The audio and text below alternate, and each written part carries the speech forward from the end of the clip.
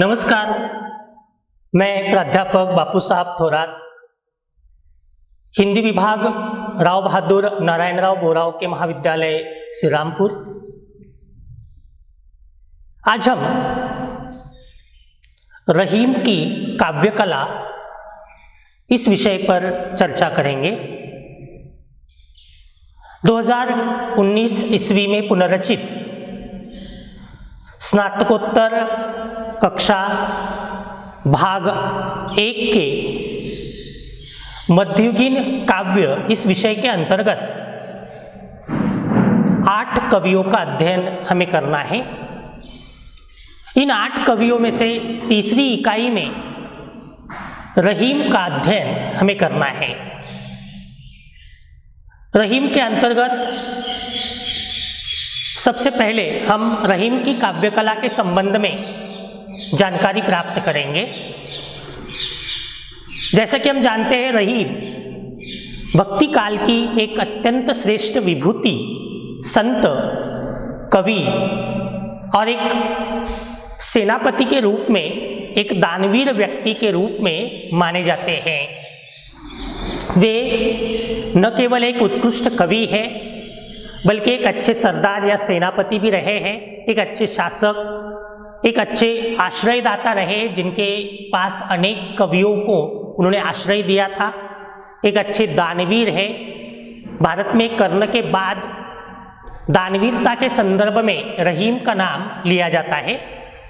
वे एक अच्छे कूटनीतिज्ञ भी हैं, अनेक भाषाओं को जानने वाले अर्थात बहुभाषाविद हैं, कलाप्रेमी हैं और विद्वान हैं। मतलब रहीम की पहचान मध्ययुग के अंतर्गत एक अत्यंत श्रेष्ठ व्यक्ति के रूप में हो जाती है। इस संदर्भ में रहीम भले ही मूलतः जाति या धर्म से मुस्लिम है, लेकिन सच्चाई ये है कि रहीम जाति पाति या धर्म के भेदभाव से ऊपर उठे हुए थे और विशेषतः उन्हें भारतीय सामाजिक संस्कृति का उन्नायक और अनन्य आराधक तक माना जाता है। क्योंकि उनके काव्य को अगर हम देखें तो उनके काव्य में किसी भी धर्म संप्रदाय को लेकर बातें नहीं हुई है, बल्कि उन्होंने सभी धर्मों, सभी संप्रदायों के प्रति एक आदर का भाव अपने साहित्य में व्यक्त किया है। और यही कारण है कि उनका काव्य सभी धर्मों, सभी जातियों के लोगों में अत्यंत प्रचलित दिखाई देता है।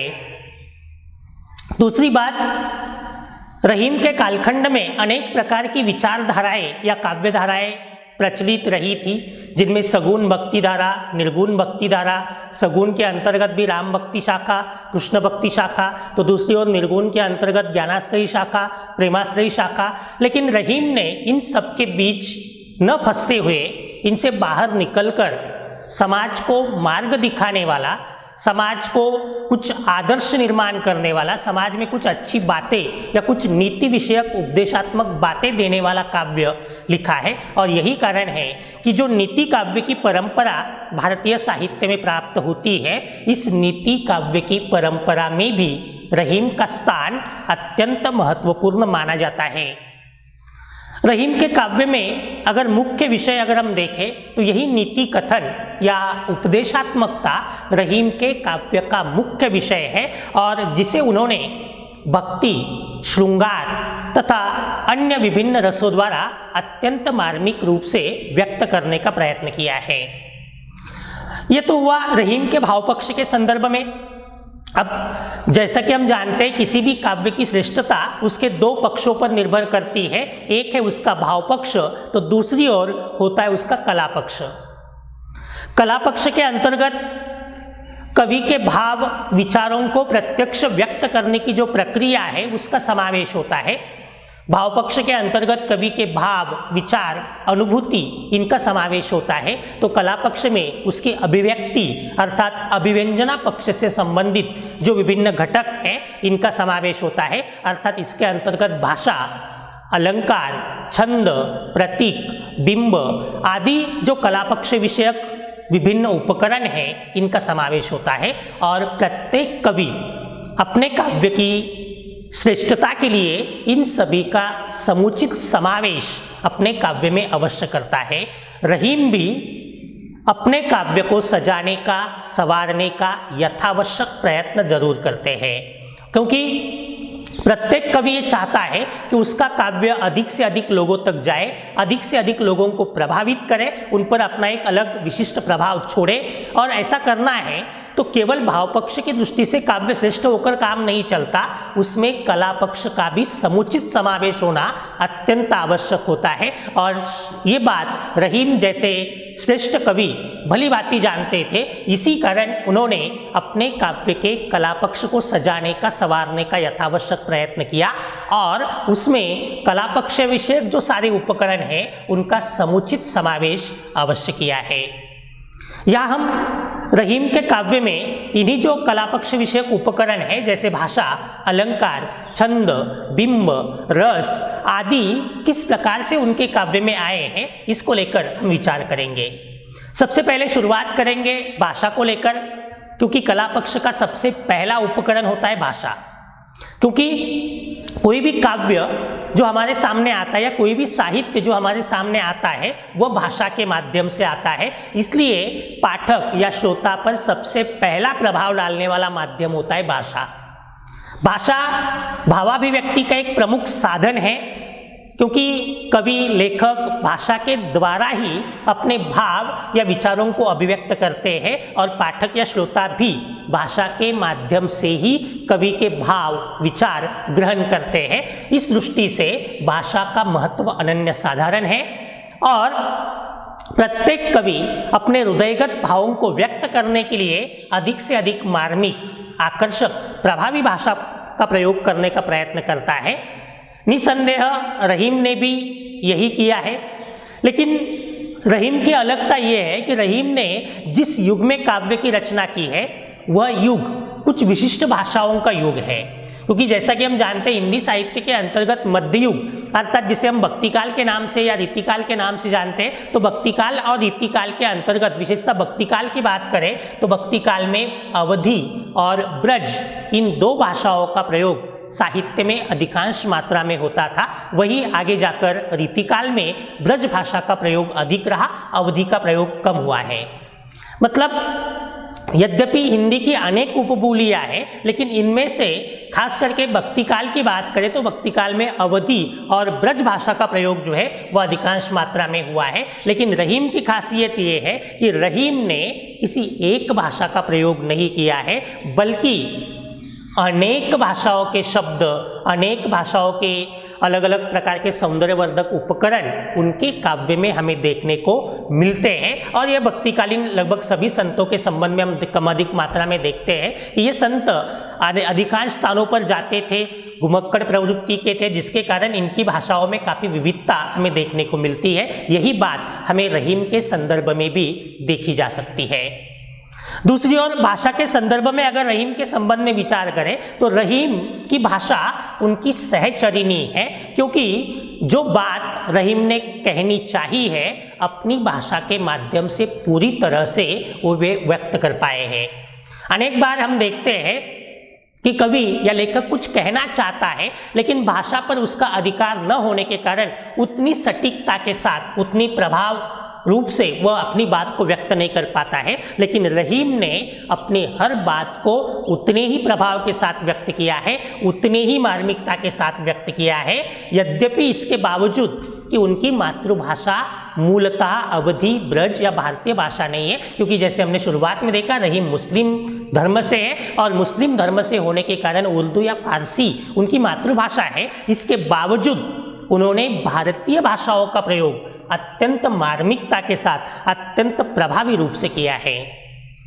दूसरी बात यह भी है कि रहीम का जन्म जिस प्रदेश में, जिस क्षेत्र में हुआ है, वहाँ के आसपास की जो बोलचाल की भाषा है, वह बोलचाल की भाषा का प्रयोग रहीम अपने काव्य में अधिकांश मात्रा में करते हैं। क्योंकि ज़्यादातर लोग बोलचाल की भाषा ही जानते हैं, क्योंकि उस समय अगर हम देखें तो पढ़े लिखे या शुद्ध साहित्यिक परिनिष्ठित भाषा जानने वाले लोगों की संख्या बहुत कम थी।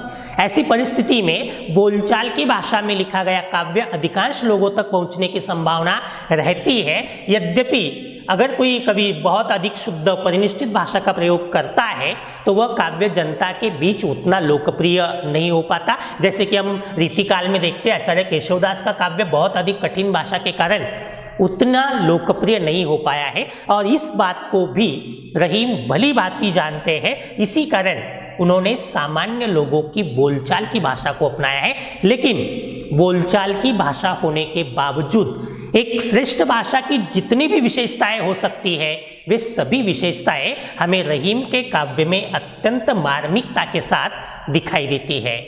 जैसे उनके भाषा में सरलता है, सरसता है, एक प्रवाह है, लय है, अलंकारिकता है, चित्रात्मकता है। तो ये सारे जो भाषा के गुण हैं वे उनकी भाषा में कूट कूट कर भरे हुए दिखाई देते हैं। यही कारण है कि रहीम का काव्य आज भी अत्यंत लोकप्रिय माना जाता है। अब रहीम की भाषा का अगर हम अध्ययन करें तो एक 3-4 मुद्दों के द्वारा हम उनकी भाषा का अध्ययन कर सकते हैं, जिनमें सबसे पहला है बहुभाषिकता। रहीम ने अपने काव्य में अनेक भाषाओं का प्रयोग किया है, क्योंकि रहीम स्वयं बहुभाषाविद थे, अनेक भाषाओं के जानकार थे। जैसे रहीम ने ब्रज, अवधी, खड़ी बोली आदि में काव्य की रचनाएं की है। इसके अलावा वे उर्दू, फारसी, अरबी आदि भाषाओं के भी बहुत अच्छे जानकार थे। यही कारण है कि उनकी काव्य में, उनके नीति विषयक पदों में हमें अनेक प्रकार की भाषाओं का मिश्रण हमें देखने को मिलता है, जिसमें एक और हिंदी, अरबी, फारसी, तुर्की आदि विभिन्न भाषाओं में रहीम ने काव्य की रचना की है। इसी कारण उनके काव्य में हमें बहुभाषिकता दिखाई देती है।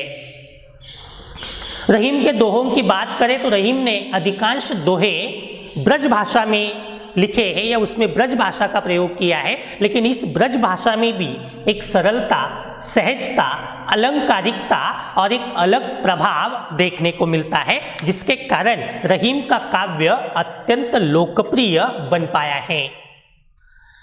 यही कारण है कि रहीम का समावेश एक उत्कृष्ट कोटि के कवि के लिस्ट में या उनकी सूची में किया जाता है, और ब्रज भाषा पर कन्नौजी, बुंदेली आदि जो ब्रज के आसपास की स्थानीय बोलियां हैं, इन स्थानीय बोलियों का भी कुछ मात्रा में प्रभाव हमें देखने को मिलता है। विशेषतः रहीम ने ज़्यादातर काव्य ब्रज भाषा में लिखा है, लेकिन बरवे नायिका भेद नाम का जो उनका ग्रंथ है, इस ग्रंथ में उन्होंने अवधी भाषा का प्रयोग भी पूरी मार्मिकता के साथ किया है।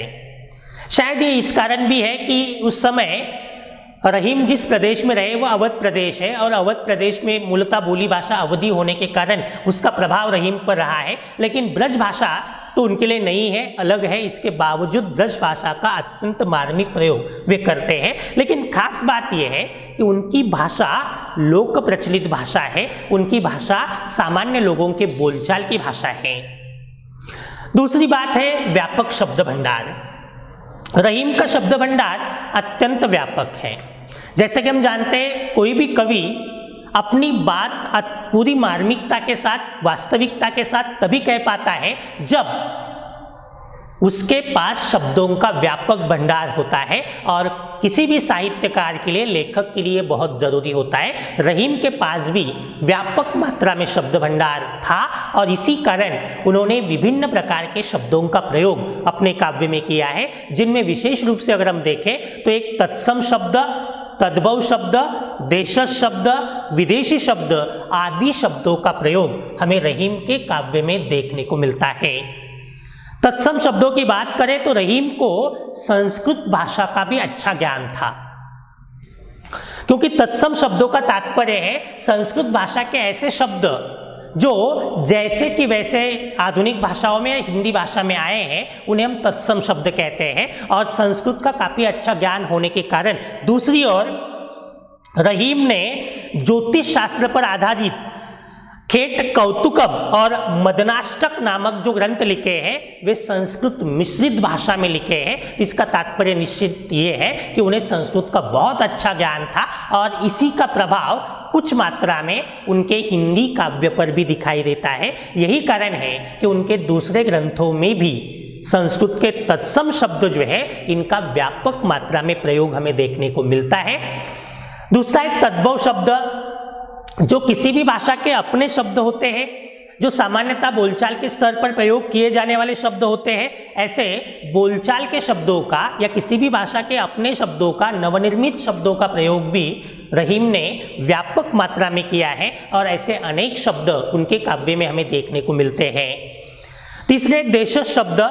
अब देशज शब्द के संदर्भ में कहा जाता है कि ऐसे शब्द है कि जिनकी उत्पत्ति के बारे में ठीक से पता नहीं चलता, या जो भारत की अन्य बोलियों से आए हुए शब्द है, तो ऐसे शब्दों को देशज शब्द कहते हैं। रहीम के काव्य में भी इन देशज शब्दों का प्रयोग हमें व्यापक मात्रा में देखने को मिलता है।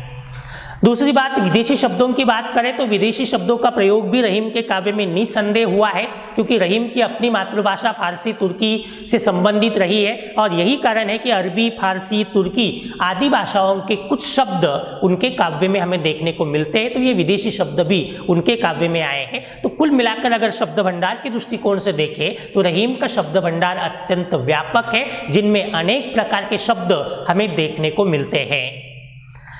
भाषा के संबंध में तीसरी बात है शब्द योजना। रहीम की शब्द योजना अत्यंत सटीक है, क्योंकि किसी भी श्रेष्ठ कवि की ये पहचान होती है कि उसकी शब्द योजना सटीक होती है, क्योंकि कवि जितने सटीक, जितने मार्मिक शब्दों का प्रयोग अपने काव्य में करता है, उसका काव्य उतना ही कसा हुआ, उतना ही प्रभावी बन जाता है। रहीम शब्दों के इस महत्व को अच्छी तरह से जानते थे और यही कारण है कि उन्होंने अत्यंत सटीक मार्मिक शब्दों का प्रयोग अपने काव्य में किया है।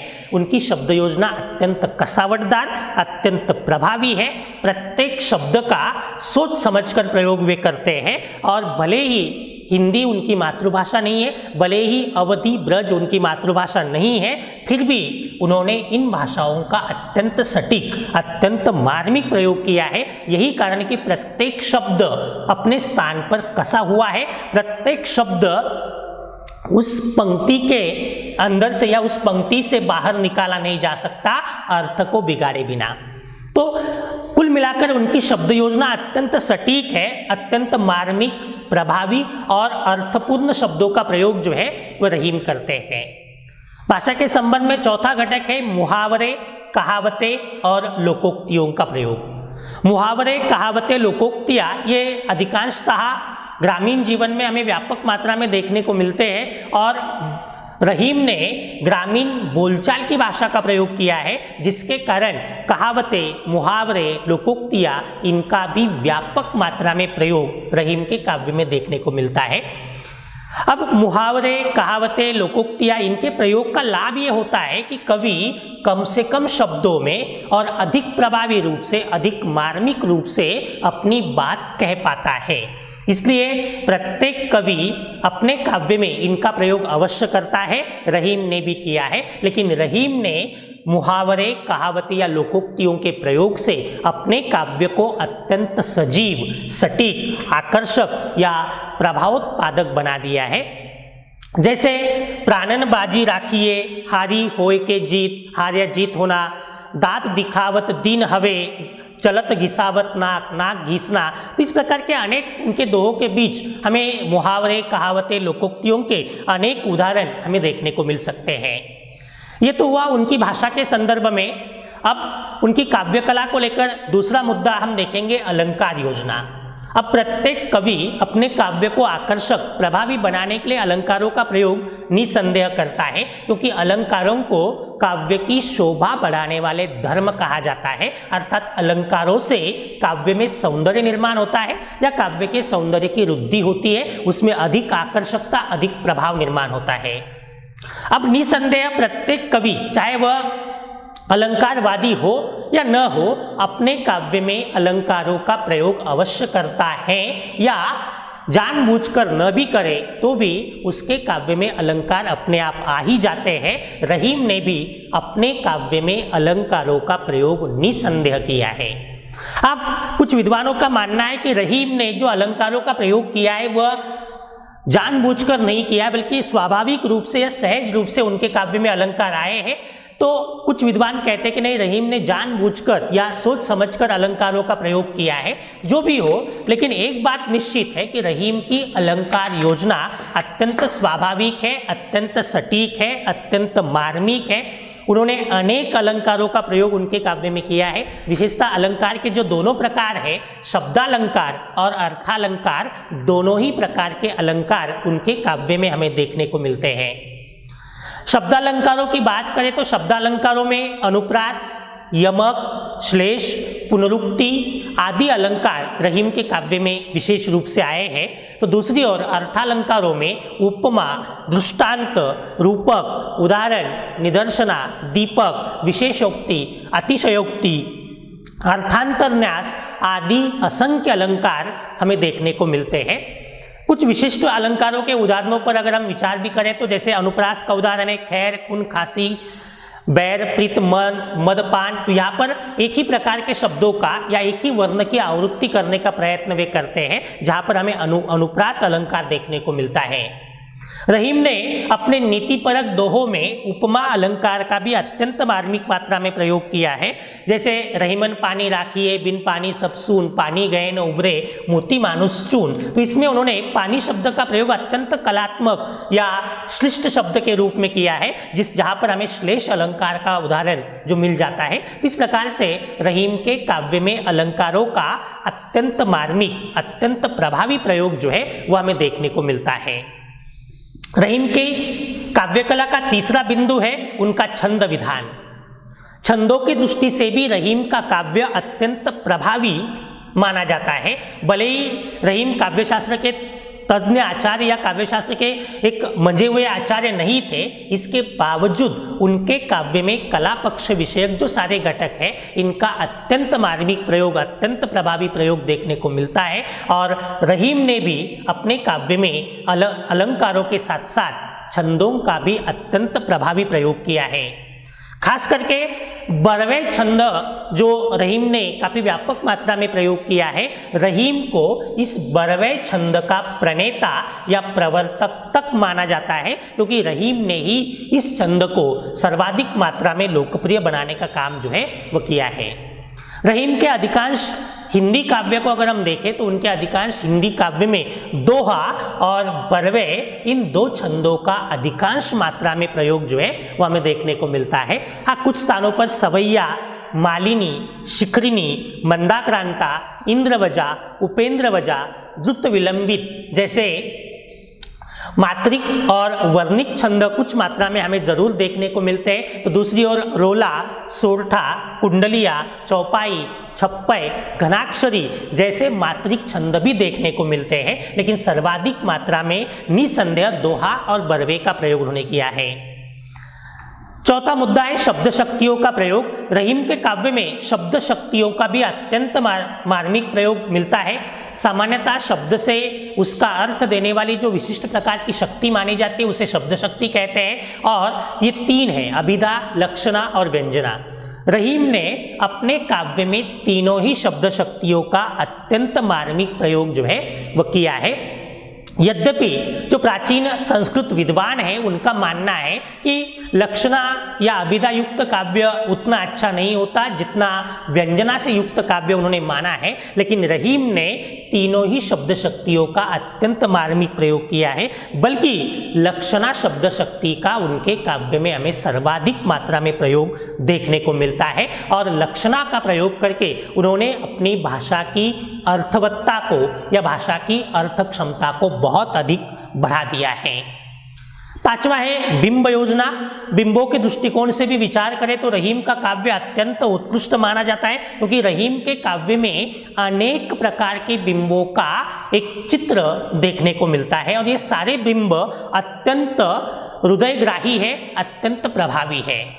विशेषतः रहीम ने अपनी मन की भावनाओं को व्यक्त करते समय बिंबों का इतना सटीक प्रयोग किया है कि जब भी पाठक या श्रोता काव्य को पढ़ते या सुनते हैं तो उनके आंखों के सामने उस भाव का एक चित्र जैसा निर्माण होता है, और ये सब कुछ रहीम की बिंब विधायिनी शक्ति के द्वारा ही संभव हो सका है। कुल मिलाकर बिंबों के दृष्टिकोण से रहीम का काव्य अत्यंत उत्कृष्ट है। उनकी खासियत या विशेषता ये रही है कि रहीम ने जनजीवन या ग्रामीण जीवन से संबंधित बिंबों का प्रयोग जो है वह अपने काव्य में अधिक मात्रा में किया है, क्योंकि उनका काव्य सामान्य जनता के विचार, सामान्य जनता के भाव या उनके बीच जो संबंध है उनको लेकर अधिक मात्रा में व्यक्त हुआ है। ऐसी परिस्थिति में भाव बिंब और प्राकृतिक बिंबों का प्रयोग हमें रहीम के काव्य में अधिक आकर्षकता के साथ अधिक प्रभावी रूप से दिखाई देता है। छठा है रसात्मकता।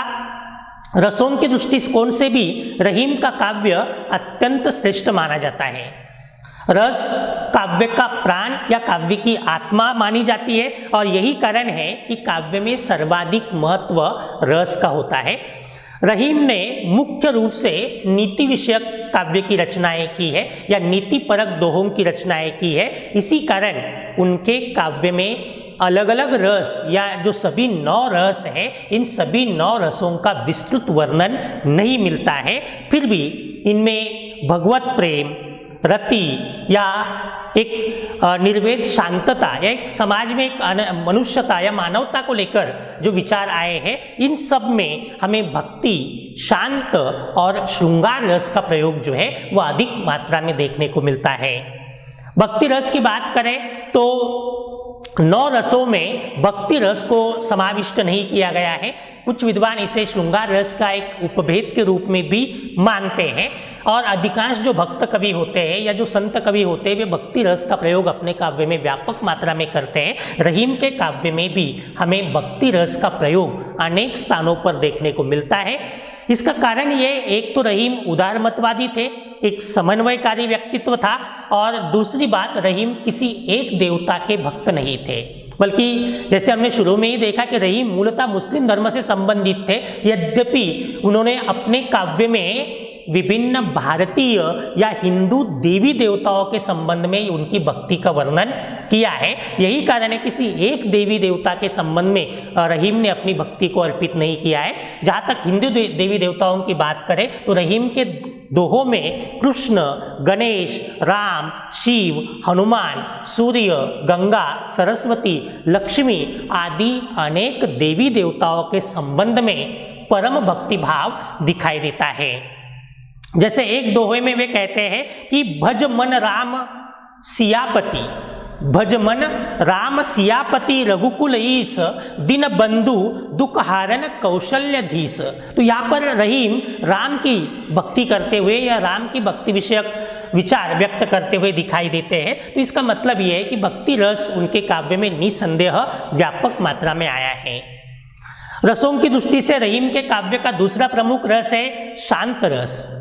जब मनुष्य सांसारिक जो सारी चीजें हैं, विषय है, इनके प्रति उदासीन हो जाकर मोक्ष प्राप्ति के संबंध में बातें करता है या संसार के प्रति गहरी विरक्ति का भाव निर्माण करता है, तो उसमें शांत रस समाविष्ट हो जाता है। और रहीम ने भी सांसारिक विरक्ति को, विशेषता जब वे सारे सांसारिक चीज़ें त्याग कर बाहर निकले थे, तो उन्होंने इस प्रकार के काव्य की रचनाएं की है जहाँ पर हमें मोक्ष या जहाँ पर हमें शांत रस को लेकर या निर्वेद को लेकर विचार दिखाई देते हैं। रहीम के काव्य में तीसरा प्रमुख रस है श्रृंगार रस।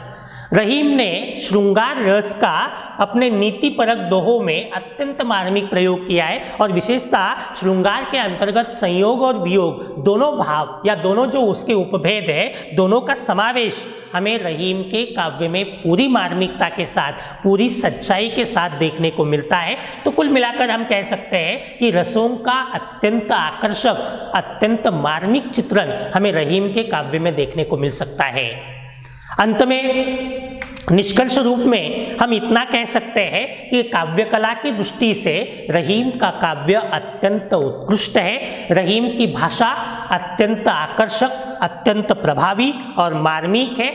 उनका शब्द चयन अत्यंत सटीक है, उनका शब्द भंडार अत्यंत व्यापक है, उत्तम और काव्य के लिए उचित भाषा का प्रयोग रहीम करते हैं। यद्यपि अपनी मातृभाषा न होने के बावजूद प्रभावी प्रयोग वे करते हैं। भाषा में सुबोधता, स्वाभाविकता, रसिकता, सजीवता आदि गुण है। अलंकार छंद, बिंब, रस, शब्द शक्तियाँ आदि का भी अत्यंत मार्मिक प्रयोग रहीम के काव्य में हुआ है। कुल मिलाकर काव्य कला की दृष्टि से रहीम का काव्य निसंदेह उत्कृष्ट काव्य में गिना जा सकता है।